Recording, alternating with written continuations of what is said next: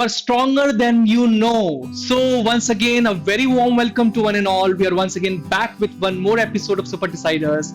And today, in this episode, we are going to learn how can you build your resume. Resume is a French word which means to sum up. मतलब एक ऐसा document जो आपकी summary के form में एक जज के पास या एसेसर के पास पहुंचता है और जिसके थ्रू वो आपको रिफ्लेक्ट करता है.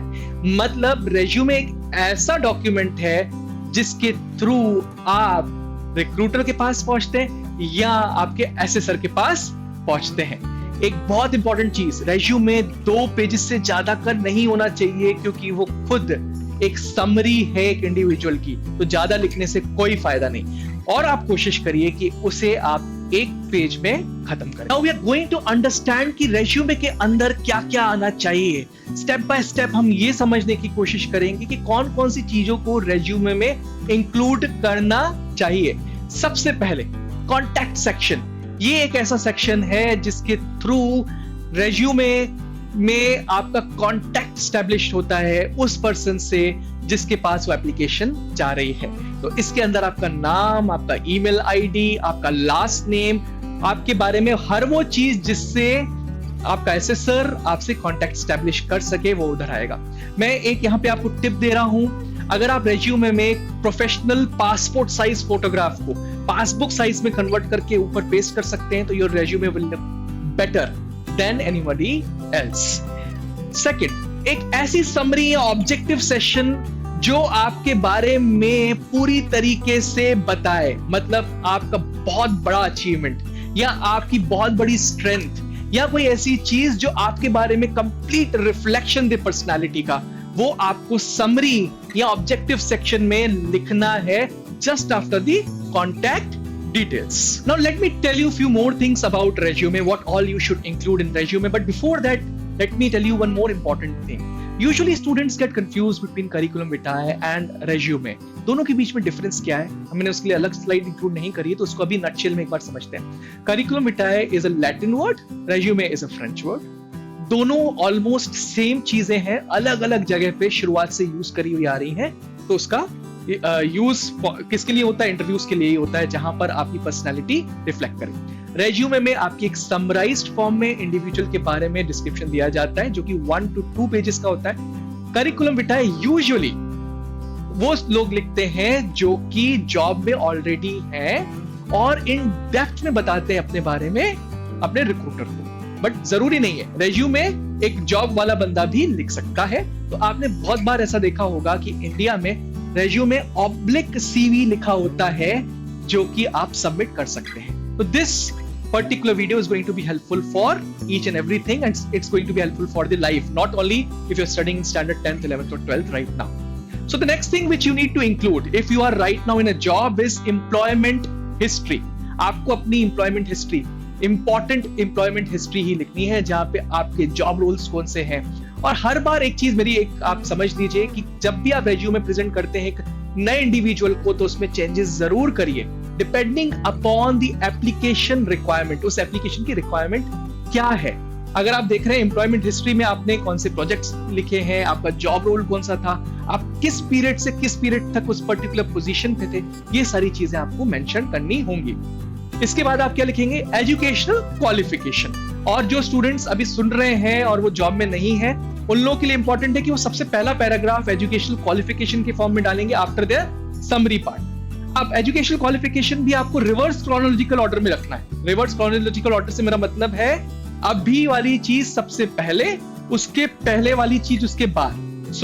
सबसे पहले अगर आप पीएचडी किए हुए हैं तो पीएचडी, उसके बाद आप पोस्ट ग्रेजुएशन, उसके बाद ग्रेजुएशन, उसके बाद 12th एंड देन 10th के मार्क्स. इस टाइप से रिवर्स क्रोनोलॉजिकल ऑर्डर चलेगा जिसमें आप अपना पीरियड, अपना स्कूल, अपना एजुकेशन बैकग्राउंड, टाइम पीरियड जिसमें आप रहे, वो सारी चीजें आप मेंशन करें. इसके अलावा और क्या इंक्लूड करना है रेज्यूमे में वो बहुत इंपॉर्टेंट हो जाता है.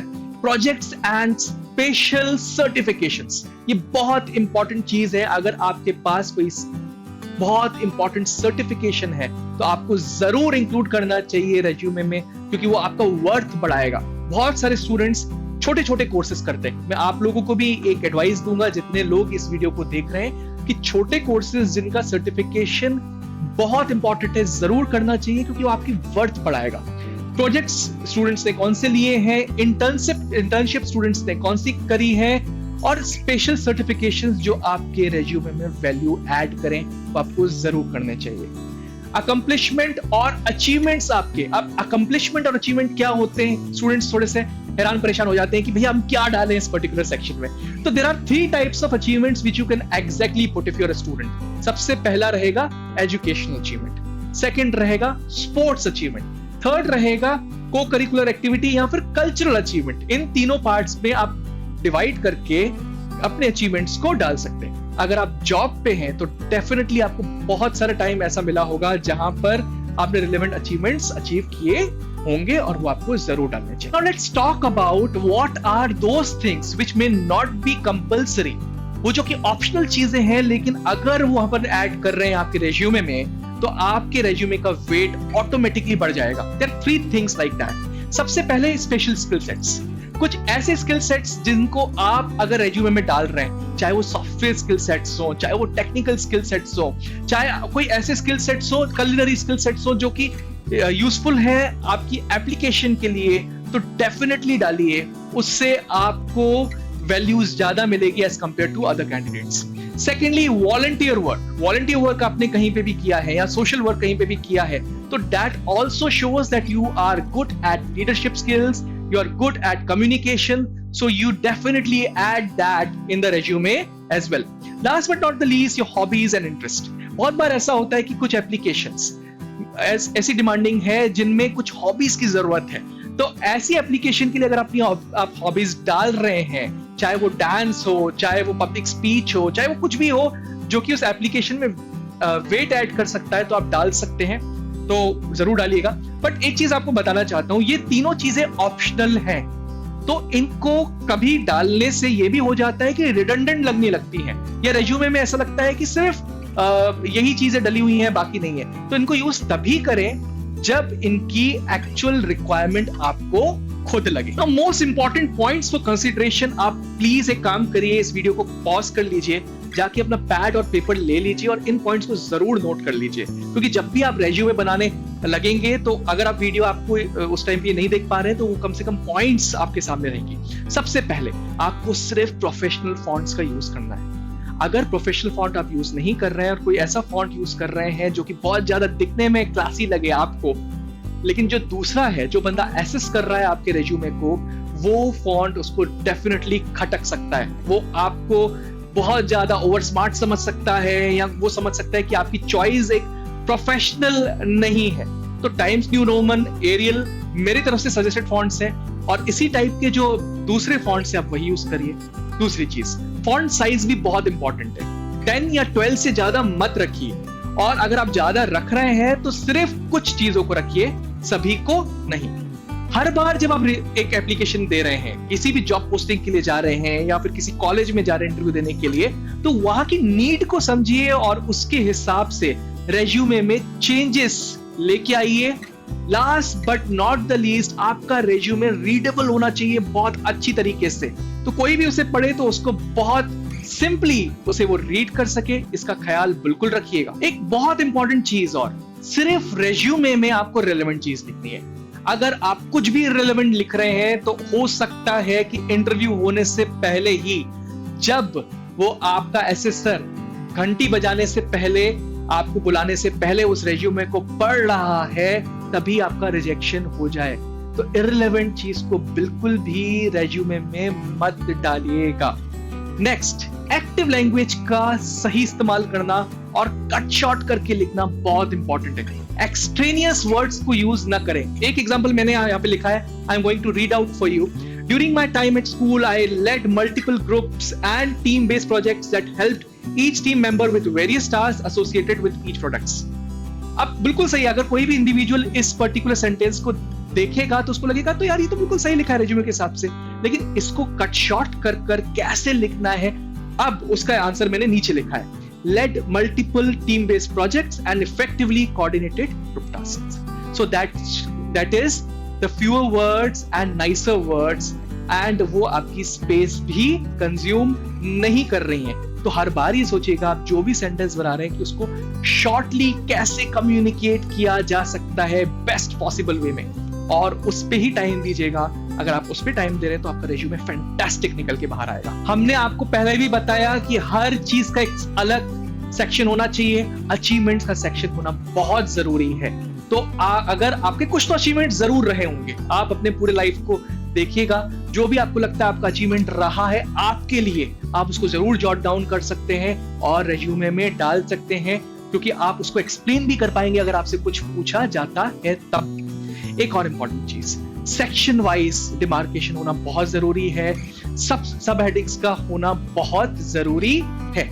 Last but not the least, आपको मार्जिन्स लगना रेज्यूमे में बहुत जरूरी है। बट अच्छा लगेगा अगर आप मार्जिन्स डालते हैं तो वो अच्छा लगेगा, और उन मार्जिन्स को आप बढ़ा सकते हैं इन केस आपका रेज्यूमे फिल नहीं हो रहा है। अब जब आपका रेज्यूमे प्रिपेयर्ड है तो क्या करना है, मैं आपको एक चीज बताता हूं। रेज्यूमे प्रिपेयर करना इतना इंपॉर्टेंट नहीं है जितना कि ये स्लाइड में लिखी हुई चीज, proof reading and editing of your resume. मैं आपको बात बता रहा हूं, अगर आपने रेज्यूमे बना दिया, वो एक उसका बिफोर वर्जन है, लेकिन उसका आफ्टर वर्जन उससे बहुत हटके और बहुत अच्छा होना चाहिए। तो प्रूफ रीडिंग का मतलब क्या है, जो भी आपने चीजें डाली हैं उनको आप वेट करेंगे कि कितनी रेलेवेंट हैं। अगर उसमें कोई भी रेलेवेंट चीज है तो उसको तुरंत हटा के किसी और रेलेवेंट चीज से उसको रिप्लेस करना है।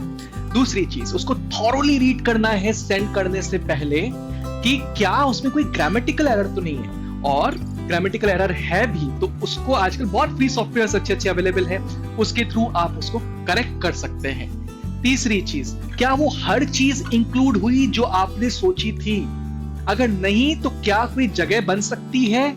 और अगर रिज्यूमे की लेंथ बड़ी हो रही है तो उसको कैसे कट शॉर्ट करना है, क्या क्या चीजें हैं जो प्रायोरिटाइज्ड है और उनको ऐड करना है। एक और इंपॉर्टेंट चीज, क्या मैंने सबसे अच्छी चीज अपनी ऊपर रखी है कि नहीं, और क्या वो चीज जो ज्यादा रेलेवेंट नहीं है उसको नीचे रखा है कि नहीं, ये भी देखना प्रूफ रीडिंग का काम है। तो चाहे आप रेज्यूमे बनाने में कम टाइम ले, लेकिन प्रूफ रीडिंग और एडिटिंग में आपका ज्यादा टाइम जाना चाहिए, क्योंकि वही डिसाइडिंग फैक्टर होगा कि आपका रेज्यूमे कितना अच्छा बनता है। अच्छा, एक और चीज, आप अपने लेवल पे चेक करने के बाद एक ट्रस्टेड फ्रेंड या किसी ऐसे इंसान से चेक कराएंगे जिसपे आप बहुत ट्रस्ट कर सकते हैं, तो बहुत अच्छा होगा आपका रिज्यूमे। तो डेफिनेटली प्रूफ रीडिंग जरूर करिएगा। Before going, let me give you few beautiful tips, और आप चाहिए तो इस वीडियो को पॉज करके इन टिप्स को देख सकते हैं। सबसे पहले, make your resume simple and easy to read. इसे बहुत इजी टू रीड रखिए है, क्योंकि एसेसर्स के पास बहुत कम टाइम होता है। आप वो समझ लीजिए, आप इंटरव्यू में बैठे हैं और वो घंटी बजाता है, जब तक वो घंटी बजा रहा है तब तक वो आपके बारे में पढ़ रहा है। या अगर उसके पास टाइम है भी तो भी अगर वो चीज इजी है तो उसे ज्यादा सोचने की जरूरत नहीं पड़ेगी। नेक्स्ट चीज, उसको जितना ब्रीफ रखेंगे और टू द पॉइंट बात करेंगे। हमने एक एग्जांपल पिछले स्लाइड में भी देखा जहां पे हमने आपको एक्सप्लेन किया है कि एक बड़े सेंटेंस को छोटे सेंटेंस में कैसे कन्वर्ट करना चाहिए। तो जितना ब्रीफ और टू द पॉइंट चीजें रखेंगे उतना आपके लिए स्पेस भी बचेगी और उतना ही आपका जो एसेसर है उसके लिए आसान भी होगा। Last point is include more numbers. अब मैं आपको एक एग्जांपल देता हूं। Sachin is a master blaster and he has hit many centuries in international cricket. उसके अलावा अगर मैं ये बोलता हूँ, Sachin is the master blaster as he has hit more than 100 centuries in international cricket. दोनों में से किस चीज का वेट ज्यादा है? सेकंड का, क्योंकि उसमें हमने एक 100 नंबर डाल दिया। तो अगर आप भी अपनी चीजों को क्वांटिफाई करेंगे और बताएंगे कि मैंने इतने बार अचीवमेंट किया है, इतनी चीजों में अचीवमेंट किया है, तो आपके लिए बहुत हेल्पफुल होगा। So these were the tips from my side and this is the video of resume. I'm sure आपको सुपरग्रेड्स बहुत पसंद आ रहा है, और अगर आ रहा है तो सब्सक्राइब करना बिल्कुल मत भूलिएगा सुपरग्रेड्स YouTube चैनल। बेल आइकन भी प्रेस करिए और लाइक बटन भी जरूर दबाइए।